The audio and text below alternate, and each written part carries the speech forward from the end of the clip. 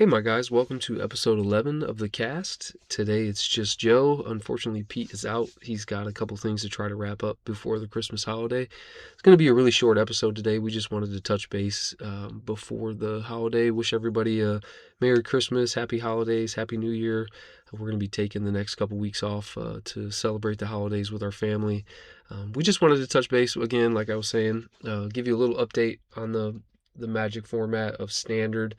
That's really the only relevant format. We're in the RCQ season. There's a couple um, Spotlight Series events that are going to be on the horizon soon. One in Europe in Lions, and then the one in Atlanta, January 9th through 11th, that several of us will be going to. Unfortunately, I'm not going to be able to make that. But the challenge events over the last week have been pretty typical from what we've seen previously. Been a rise in Dimir Mid range, which I kind of said would happen. So, it's not surprising. It's still a very good deck. So there were 4 challenges and 1 Liga Magic event. It looks like it's one of their series events on their circuit. A total of 373 players. And again, these are just challenge events with 64 or more people. We did include one event that had 63 people. That was won by Mono Green Landfall, so maybe we should have just stuck with 64. But I think the data overall is still going to be relevant. So 2 of the events were won by Is It Lessons. So again, the deck is still good, even though people are trying to target it and hate it out. Not sure that it's so broken, but I think because there was maybe an expectation that Dimir mid-range was going to bounce back, people started to play Is It Lessons. It seems like Is It Lessons should have a pretty good matchup against Dimir Mid.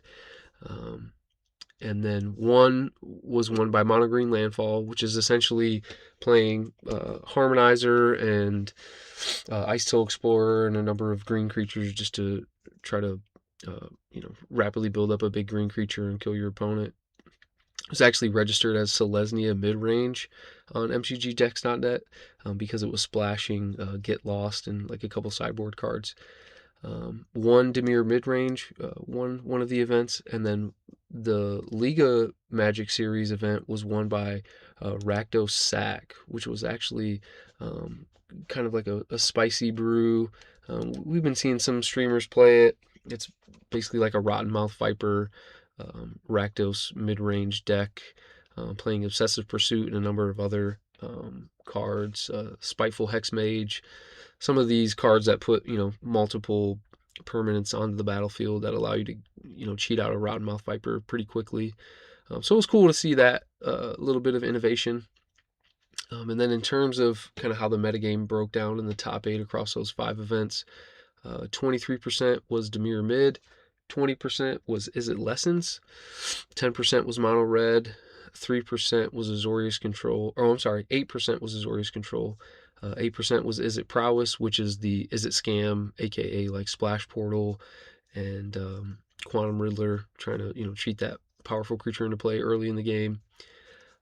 And then a couple decks of Esper Pixie, Jeskai Artifacts, Jeskai Control, and then one of Bant Airbending, Golgari Earthbend combo, Is It Looting, the Mono Green Landfall deck, Rakdos Sack, Simico Boroid, and Temur Battlecrier.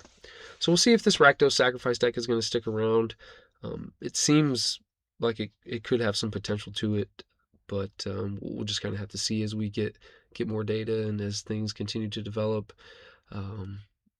I would continue to kind of keep your eye on Dimir Mid, Is It Lessons, Mono Red, Azorius Control, and the other control decks again are going to, we've seen them kind of steadily have a slight increase in their meta share as the format continues to be solved.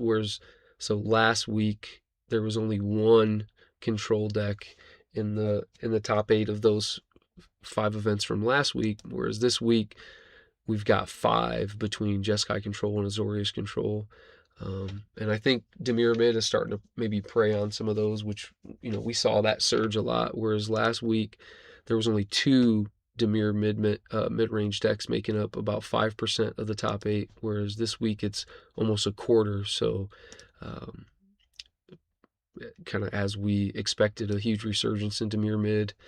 Um, yeah, so we'll kind of continue to see how it goes.